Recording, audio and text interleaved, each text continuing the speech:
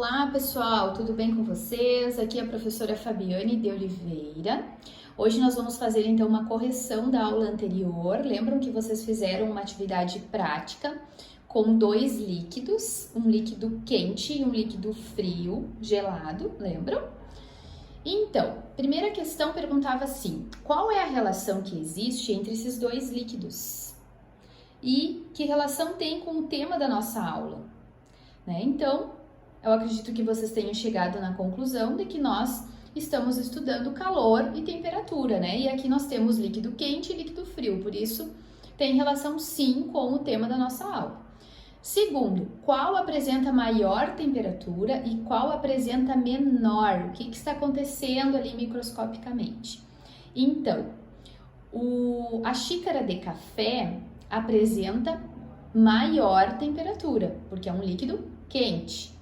O copo com água gelada apresenta menor temperatura, é um líquido frio. O que está acontecendo? No líquido frio, as partículas estão agitando menos e no líquido quente, as partículas estão em maior agitação. Por isso a temperatura é maior, lembram? Temperatura é maior quando a agitação das partículas é maior, tá? Terceiro, como que você chegou à conclusão sobre qual líquido apresenta maior e menor temperatura? Aqui é uma resposta bem pessoal. Talvez vocês possam ter usado algum termômetro para medir essa temperatura, ou talvez vocês tenham apenas experimentado os líquidos e sentido o quente e o frio. Talvez vocês tenham tocado na superfície da xícara e na superfície do copo e tenham sentido também a temperatura quente e frio. Mas qual é a forma mais correta de medir a temperatura? Através do termômetro, tá, gente? Para ficar bem claro aqui.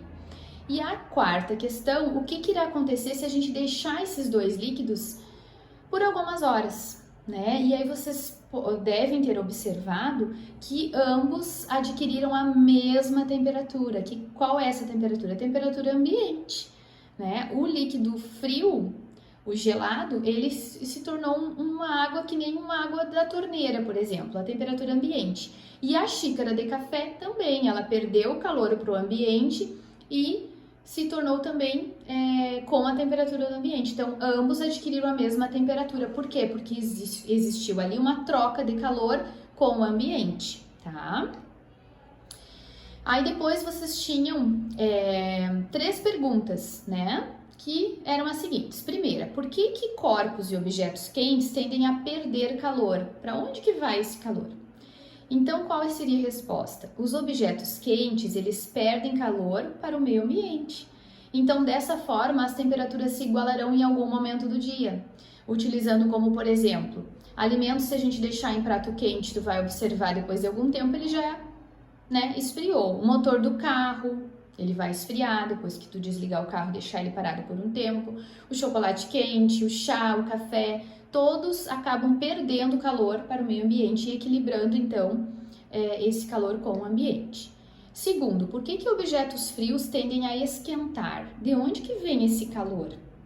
Então, objetos frios, eles tendem a receber calor do meio ambiente. Dessa forma, aquela temperatura que estava ali mais geladinho, como ele vai receber o calor do ambiente, ele vai acabar igualando a temperatura com o ambiente em algum momento do dia, se deixar ele ali. E quais são os exemplos? O derretimento do gelo, do sorvete, o chá gelado, se tu deixar ele por algum tempo, o refrigerante também, tu vai observar que até por fora existem algumas partículas de água, que aquela temperatura ali resfriou, e acaba adquirindo a mesma temperatura do ambiente. E a terceira pergunta dizia assim: por que os objetos ou corpos quentes e frios em contato mudam as suas temperaturas?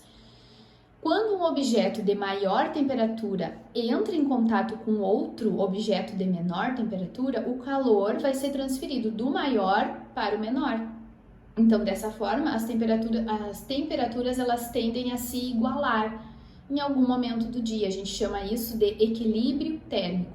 Então, por exemplo, se você colocar um copo com água gelada e pegar uma xícara de café quente e colocar em uma terceira vasilha, ambos, e misturar, a tendência é que o quente esfrie e o frio esquente. Eles se misturam e vão trocar ali temperatura até se igualar.